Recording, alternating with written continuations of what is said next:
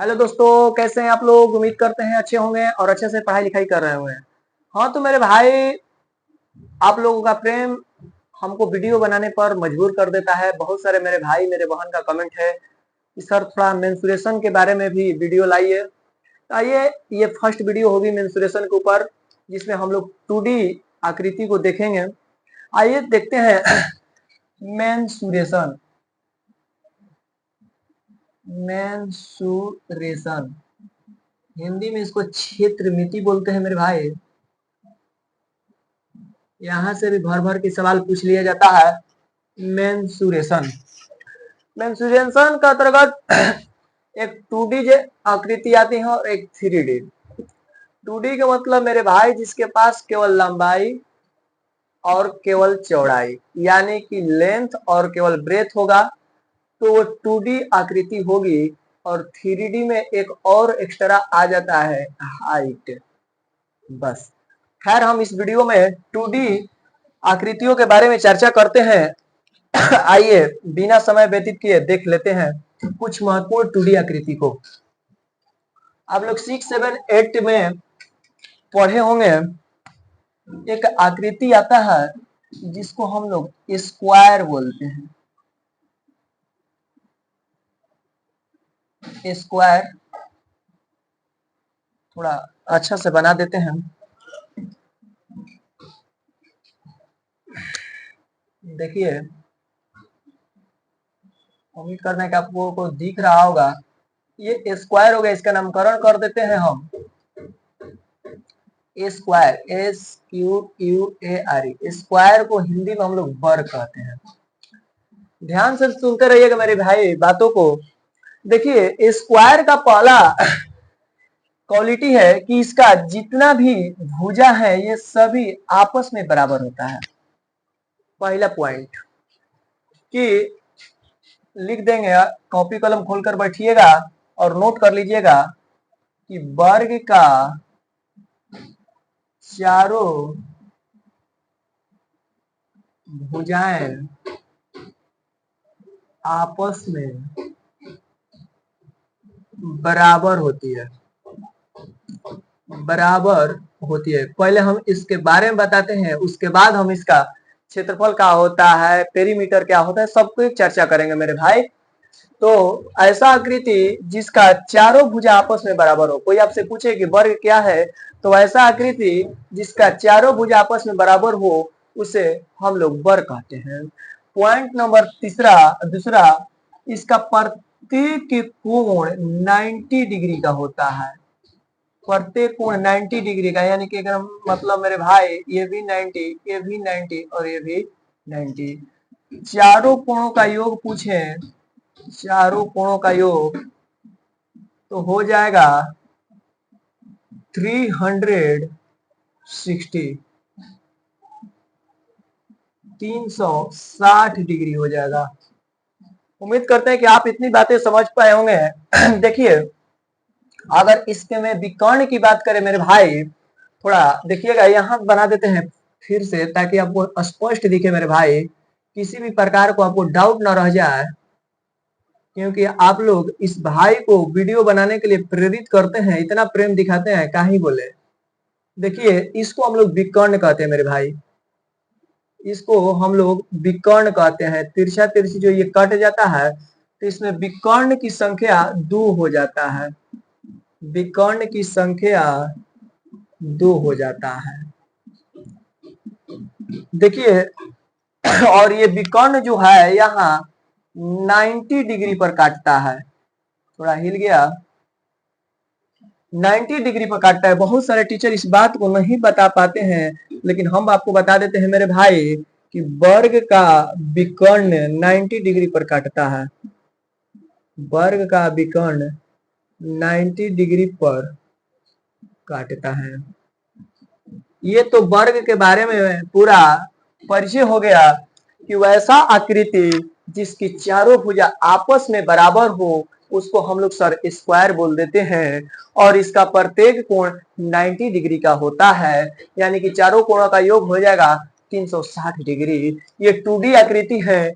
उसके बाद ये देखिए विकर्ण की संख्या इसमें दो गो अभी बताए, इसको यहाँ से और इसको यहाँ से मिला देंगे, ये मेरे भाई विकर्ण होता है और वर्ग का विकर्ण 90 डिग्री पर काटता है।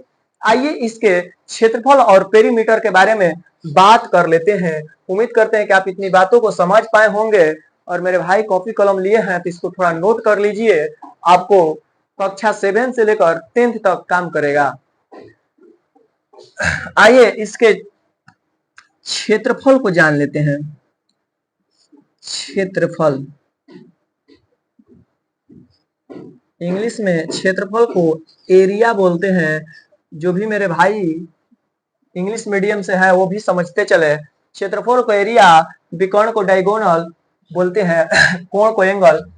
तो इसका क्षेत्रफल होता है मेरे भाई, मान लीजिए कि ये ए, ये ए, ये ए, ये ए, तो इसका क्षेत्रफल हो जाएगा 4 गुना भुजा स्क्वायर। यही कहीं कहीं 4a स्क्वायर भी लिखता है, तो कहीं कहीं भुजा गुना भुजा भी लिखता है। ये भी बात ध्यान रखिएगा। सॉरी मेरे भाई, यहाँ 4 नहीं, भुजा स्क्वायर होता है। वर्ग का क्षेत्रफल भुजा स्क्वायर कहीं ऐसे लिखा हुआ मिलेगा, तो कहीं ऐसे, तो कहीं ऐसे, तो कहीं ऐसे। तीनों भाषा आपको समझ आनी चाहिए। कहीं कहाँ ऐसे लिख देता है, इसका मतलब a गुना a। उसी तरीके से कहीं भुजा स्क्वायर हिंदी में लिख देता है, तो मेरे भाई कोई भी बच्चा को कंफ्यूजन न रह जाए, इसका मतलब भुजा गुना भुजा ही है।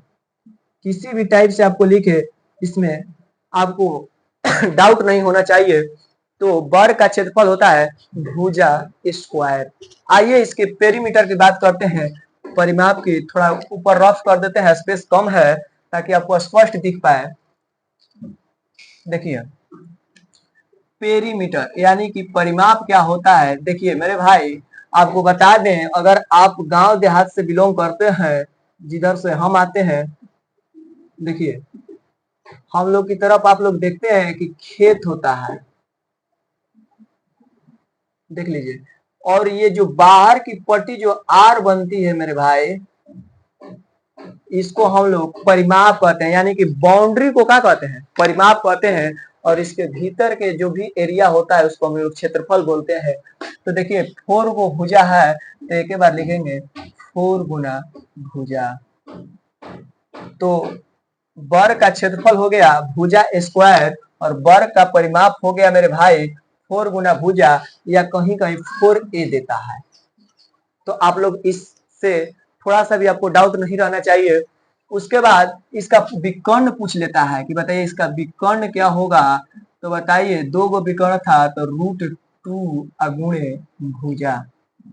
उम्मीद करते हैं कि आप इतनी बातों को समझ पाए होंगे। ये 2D आकृति में वर्ग को लेकर चले हैं, एक भी डाउट नहीं रहना चाहिए। वैसा आकृति जिसका आपस में चारों भुजाएं बराबर हों, प्रत्येक कोण 90 डिग्री का, विकर्ण 2 गो और चारों कोणों का योग 360 डिग्री, विकर्ण की संख्या 2 गो, वर्ग का विकर्ण 90 डिग्री पर काटता है। क्षेत्रफल हो गया भुजा स्क्वायर, परिमाप हो गया 4 गुना भुजा, यहाँ कहीं कहीं 4a भी देता है। आइए कुछ छोटा छोटा सवाल आपको 6-7 में मिल जाता है, उसको भी करा देते हैं।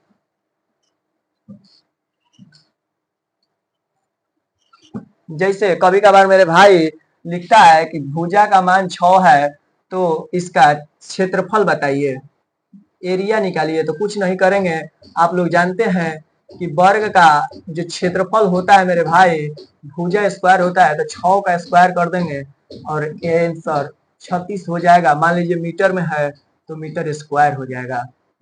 उसी तरीके से मान लीजिए आपको यहाँ पेरीमीटर पूछ दे कि बताइए भुजा का मान 7 है, तो इसका पेरीमीटर क्या होगा, परिमाप क्या होगा।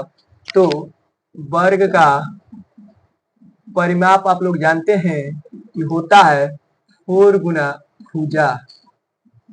तो 4 गुना भुजा का मान आपका दिया है 7, ये लिख देंगे। तो उम्मीद करते हैं कि आप इतनी बातों को समझ पाए होंगे। कभी कभार क्या होता है मेरे भाई कि आपको क्षेत्रफल दे दिया जाता है और भुजा निकालने को कहा दिया जाता है, तो उसको भी भाई आप लोग बना पाएंगे। उसके बाद आइए एक और अगली आकृति की बात करते हैं जिसको आप लोग जानते हैं, जिस आकृति का नाम है रिक्टेंगल। रिक्टेंगल यानी कि इसको हिंदी में हम लोग आयत कहते हैं। Rectangle, rectangle. देखिए आयत और वर्ग में डिफरेंस क्या होता है। अभी मेरे भाई हमने बताया कि स्क्वायर का चारों भुजा आपस में बराबर था, लेकिन इसका आमने सामने की भुजा जो होती है आपस में बराबर होती है।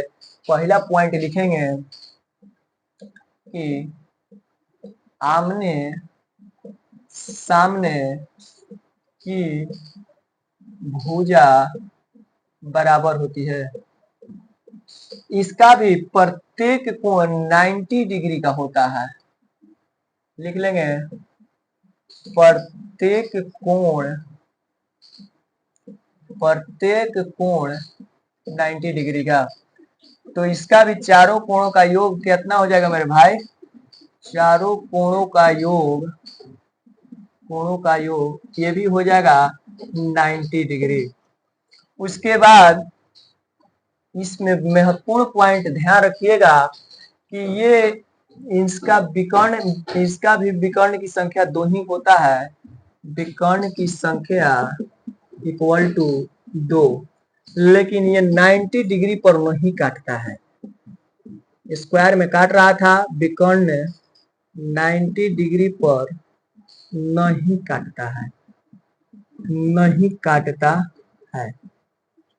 तो मेरे भाई आमने सामने की भुजा बराबर होती है किस में? रिक्टेंगल में, लेकिन चारों भुजा बराबर होती है स्क्वायर में। उसी तरह से प्रत्येक कोण 90 डिग्री का होता है। चारों कोणों का योग यहाँ 360 डिग्री और विकर्ण की संख्या 2 और विकर्ण 90 डिग्री पर नहीं काटता है। ये आयत के बारे में। अब आइए इसका भी हम लोग एरिया को देखेंगे, यानी कि क्षेत्रफल। मेरे भाई अभी आपको बता दिए हैं कि अंदर के भाग को एरिया बोलते हैं, क्षेत्रफल बोलते हैं।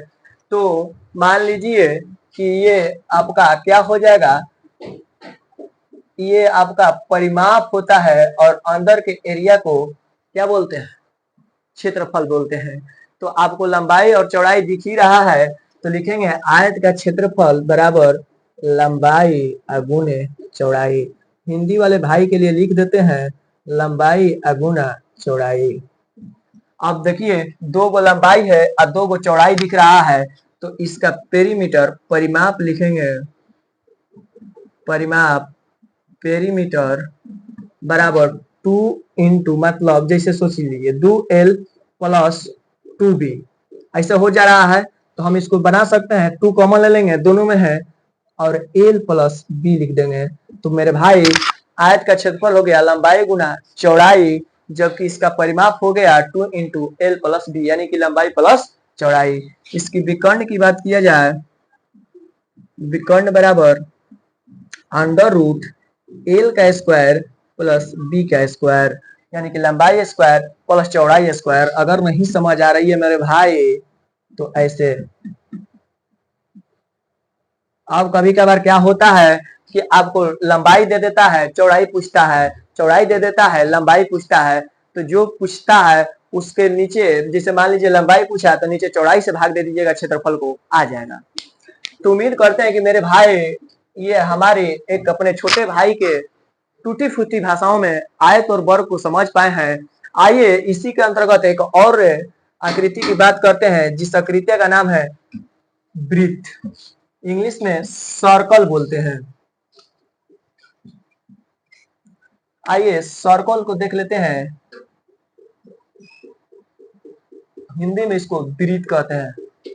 सर्कल मेरे भाई, यही सर्कल आप लोग जानते हैं, ये मेन हमारा सेंटर होता है। सर्कल का मतलब वृत्त, और ये सेंटर होता है, और यहाँ से कहीं भी हम मिला देंगे तो ये हमारा रेडियस हो जाता है, यानी कि त्रिज्या हो जाता है। और जैसे मान लीजिए कि जो सिक्का होता है किस शेप का होता है, सर्कल का तो ही होता है। गाड़ी का पहिया सर्कल ही है, मम्मी का चूड़ी सर्कल ही है। मेरे भाई आते हैं इसके अंतर्गत क्षेत्रफल, एरिया की बात करते हैं तो होता है पाई आर स्क्वायर। कोई पूछे वृत्त का क्षेत्रफल क्या होता है तो पाई आर स्क्वायर। और पाई का मान आप लोगों को मेंसुरेशन के अंतर्गत मिलता है 22/7 आपको पुट करनी पड़ती है। तो कभी कभार इसी पाई का मान आपको ब्रैकेट में दे देता है 3.14, यानी कि पाई के जगह पर हम इतने मान पुट कर सकते हैं। आपको बता दें कि पाई का मान आर्यभट्ट ने दिया था, और ये पाई एक जो है एक कांस्टेंट होता है, इसका अपना एक मान होता है 22/7 या 3.14। उसके बाद मेरे भाई इसको बता दिए कि यहाँ से कहीं भी अगर मिलाते हैं तो ये हमारा रेडियस होता है, और इसका दोगुना हमारा व्यास बनता है, जिसको डायमीटर बोलते हैं। इतनी बात ध्यान रखिएगा। और देखिए वृत्त में आप लोग परिमाप नहीं, इसको परिधि बोलते हैं हम लोग, जो होता है 2πr। तो सर्कल के बारे में आपको जानकारी दे दिए मेरे भाई कि ये जो होता है सेंटर होता है, और यहाँ से कहीं भी मिला देंगे त्रिज्या होती है, और यहाँ से ऐसे ले देंगे ये हमारा चाप होता है, और ये हमारा डायमीटर होता है। तो मेरे भाई इस वीडियो में आपको आयत, वर्ग और सर्कल के बारे में जानकारी दे दिए। शेष जो भी आकृतियां बची है जैसे ट्रायंगल और एंगल, उसको नेक्स्ट वीडियो में चर्चा करेंगे, ताकि ये वीडियो ज्यादा लंबा न हो जाए। और ये अपने छोटे से भाई को, अगर ये वीडियो हमारे गार्जियन भी देख रहे होंगे तो इसमें जो भी टूटी फूटी त्रुटियां इस भाई से हुई होगी तो आप लोग कमेंट कर दीजिएगा। फिलहाल ये भाई आपके लिए हमेशा इसी की तरह वीडियो बनाता रहेगा। फिलहाल इस वीडियो में इतना ही। धन्यवाद।